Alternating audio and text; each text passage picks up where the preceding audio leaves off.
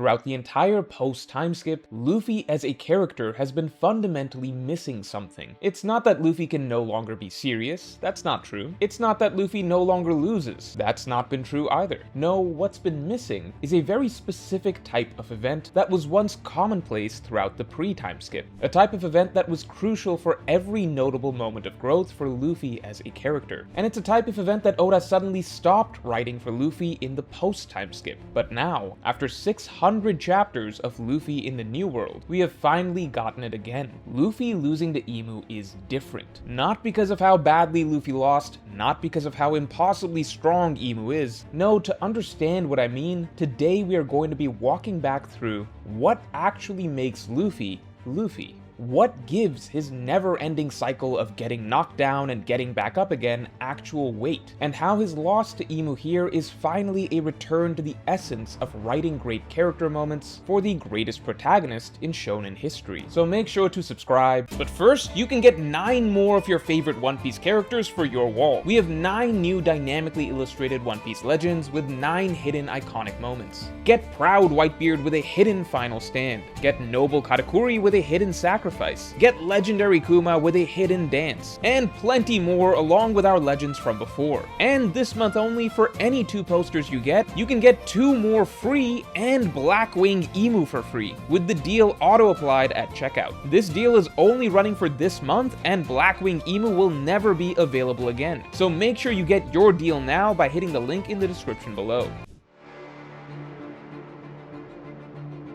So that aside, throughout One Piece there are 3 categories of defeats that Luffy tends to experience. The first category is basically just generic losses. The type where it's like Oda is checking off a box. Have Luffy lose, but don't really have it have any sort of lasting impact on him. For example, losing to Smoker the first time, or to Doflamingo the first time. It seems like these sort of quick, simple losses are either to remind the reader that Luffy isn't invincible, or just to make it so the plot isn't resolved too fast. Like having Luffy lose to Caesar the first round, or getting knocked off Maxim by Enel the first round, despite Luffy having both of these characters on the ropes in both scenarios. The important point is that these Category 1 basic defeats don't really faze Luffy at all. They happen, he brushes them off, and doesn't learn any sort of lesson. Now the second category are defeats that actually force Luffy to realize that he needs to get stronger. These tend to be a bit more brutal and devastating. For example, losing to Crocodile round 1, to Lucci round 1, and Kaido round 1, all prompted the same sort of reflection from Luffy. I am not good enough right now, I need to improve. After losing to Crocodile, Luffy realized that he needed to improve his creativity with his fruit. After losing to Lucci, Luffy decided that he needed to get gears, and learn CP9's shave technique. After losing to Kaido, Luffy realized he needed to improve his haki. An honorable mention is depending on whether you view Luffy escaping from Katakuri after getting brutally beaten up during their first round as a defeat or not. Here we also see in the intermission Luffy realizing that he needs to get stronger and develop his observation haki further so that he can surpass Katakuri. Now I personally really enjoyed these types of defeats, because it's generally rare to see Luffy be introspective at all in the series period. So for a character who is normally so certain in his abilities, having a villain force him to recognize his own physical limits and that he must improve is always refreshing. However, if the first category of defeats are ones that Luffy simply shakes off, and the second category of defeats are ones that make Luffy realize he needs to get stronger,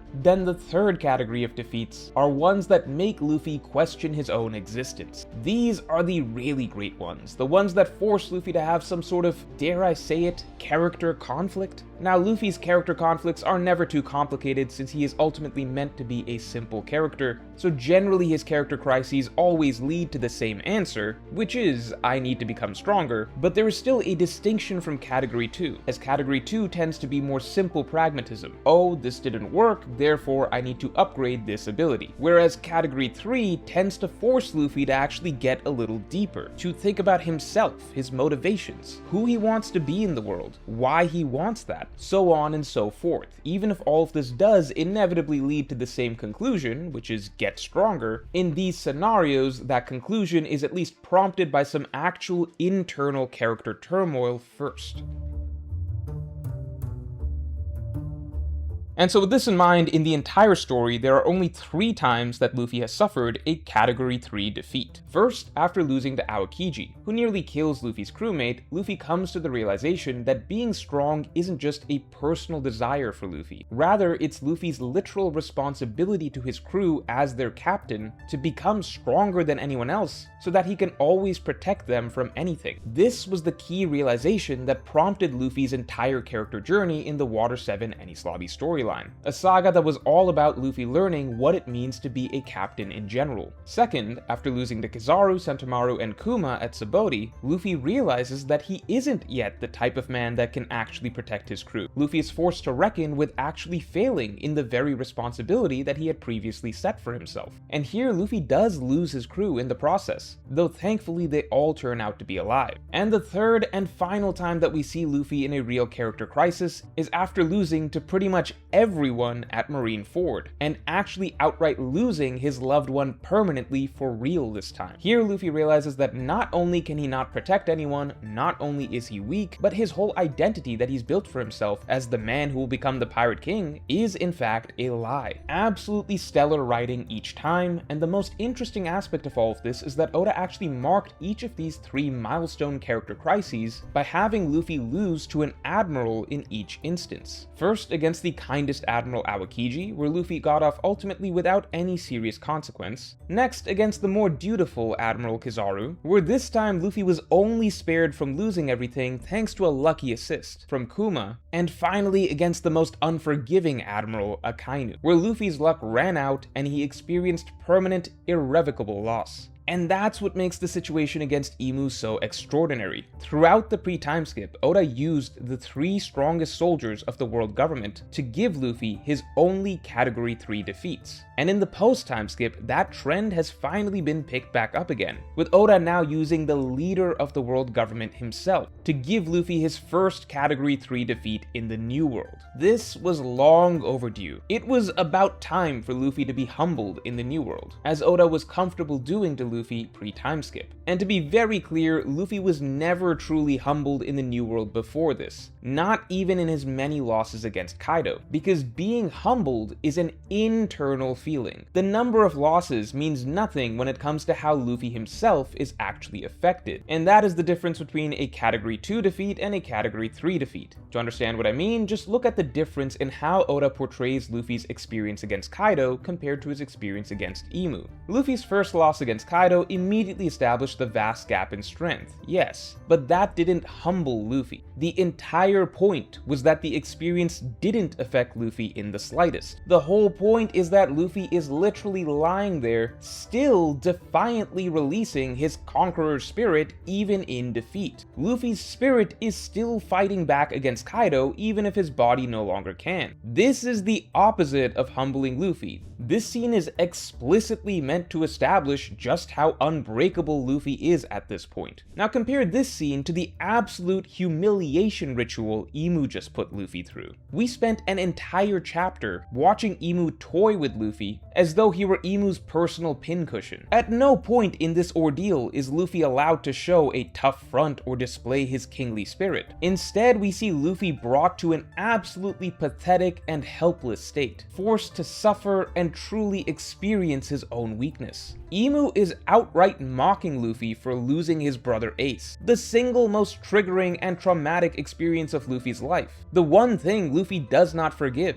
and Luffy is forced to just lie there and take it. This is what was missing from Luffy's journey throughout the New World. This is the type of experience that should actually hurt him internally, not just externally, internally. The problem with the post-timeskip is that all of Luffy's defeats so far have been essentially just momentary logistical setbacks that Luffy can brush off. But this right here is an experience that he is not being allowed to brush off. Regardless of how the rest of Elbaf plays out, whether Luffy gets a run back against Imu this arc or not, the point is that this experience against Imu is something that is causing Luffy actual emotional damage. And that is all I've ever asked for him for the last 600 chapters. This is something that has been desperately lacking for our main character seemingly forever. Really, the only exception in the New World was Whole Cake Island, but that was emotional damage being inflicted by Luffy's own crewmate. Here, we're finally getting it from a villain again. So considering the way this loss is being written, with all the characteristics of a Category 3 defeat for Luffy, and with Oda seemingly continuing the pattern of having Luffy experience Category 3 defeats to the world government, how specifically does this seem to affect Luffy's character this arc? Note, as always, the ultimate outcome will of course be Luffy getting stronger, but the actual character conflict that prompts his growth has two clear angles.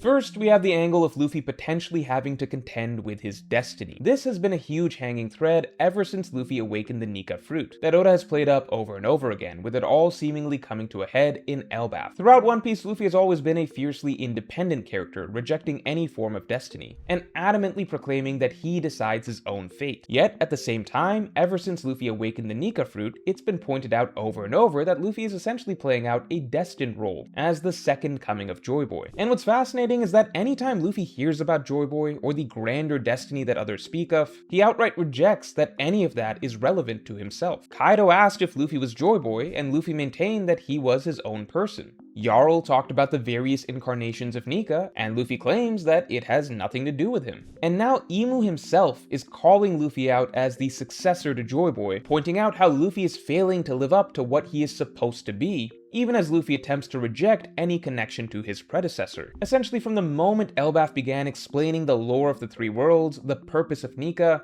and literally painted us a picture of the destined battle between Nika and the evil devil who rules the world, it became clear that this arc was going to, in some way, force Luffy to reckon with his destiny. And what we're seeing right now appears to be proof that no matter how much Luffy attempts to reject any grander destiny around him, destiny arrives all the same. The battle that Luffy was always fated to fight has come. Whether or not Luffy believes he is the next Joy Boy, it doesn't matter. The man who he must defeat has already identified him as such. That is the conflict that is being thrust upon Luffy, whether he likes it or not. It's impossible to say if Luffy is going to be forced to have some deep introspection about his role, his identity, and so on in this storyline, or whether Oda even wants this type of route for Luffy, but it does appear as though Elbaf, from the beginning, has been framed around at least bringing Luffy into a crisis that involves his destiny as the Nika fruit user. And that is at least the issue that Imu is forcing at the moment. So there's certainly an interesting angle here for some sort of character conflict related to identity for Luffy in the wake of this loss to Imu. But on the flip side, if we look at the pattern of Luffy's other most significant defeats throughout the story so far, there's a different emphasis that Oda may focus on.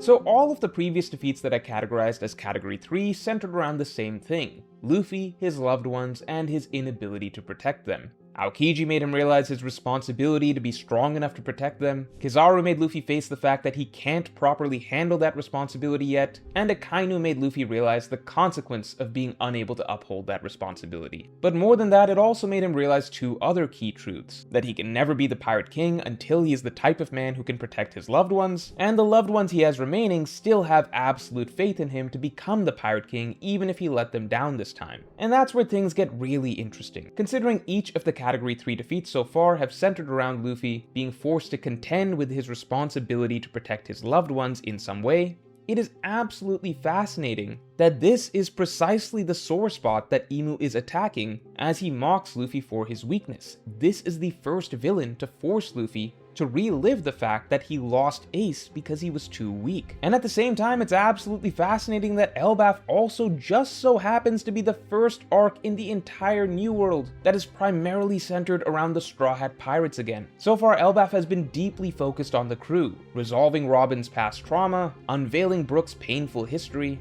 pushing Sanji and Zoro to become the kings that they need to be, building up Usopp towards achieving his dream. This is far and away the most important storyline for the Straw Hats as actual characters that we've had since the pre-timeskip. And so for this to also be the first arc in the post-timeskip where a villain is forcibly reminding Luffy of his past failures to protect his loved ones, seems like a very promising setup. Just as it's possible this battle with Imu may force Luffy to have to contend with Destiny in some way, so too is it possible this battle with Imu may force Luffy to have to contend with his responsibility to be strong enough to protect the ones he loves again. I think that's especially plausible considering a lot of this arc has been about drawing parallels to the previous Pirate King's crew, and whether the Straw Hats can live up to them. And all of this goes back first and foremost to Luffy and whether or not he has what it takes to be the Pirate King himself. Now this next section is speculation, but I personally think that what we are headed towards is a two-way street.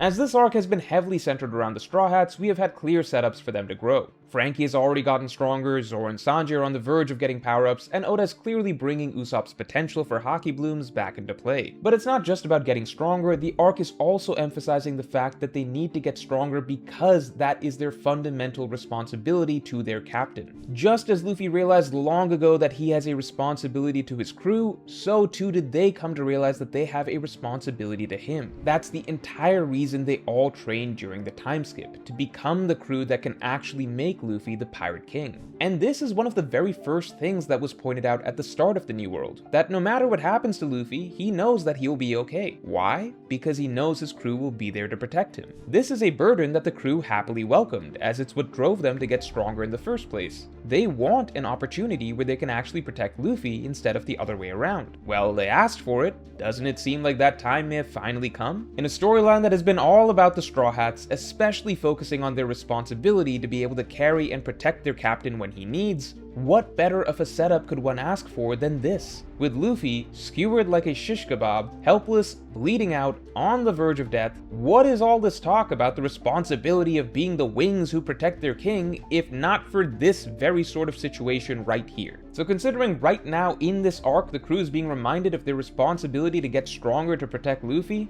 Luffy is currently in a situation where he very much needs to be protected, and at the same time Luffy is being reminded of his own failures in the past to protect his loved ones. Maybe it's wishful thinking, but I think this defeat is potentially the trigger for two things. For first, the Straw Hats have to step up to help protect Luffy, even if only briefly, and second, for Luffy to have to then step up to save the Straw Hats in turn, thereby righting the wrongs of his three major pre-timeskip failures. And most importantly, the very failure that Imu is reminding Luffy of in this very moment. And I know many of you may feel like this is too tall of an order, that the Straw Hats, even with some power-ups, shouldn't be able to protect Luffy from Imu. But, well, that's kind of the point. It's not supposed to be easy. The point is that they need to be able to protect their captain regardless. And in turn, if you think it's unreasonable for Luffy to get a power-up here that would allow him to protect the Straw Hats from Imu himself afterwards, well, again, that's also the point, isn't it? Luffy's goal isn't to become the man who can protect his loved ones as long as it's a fair fight.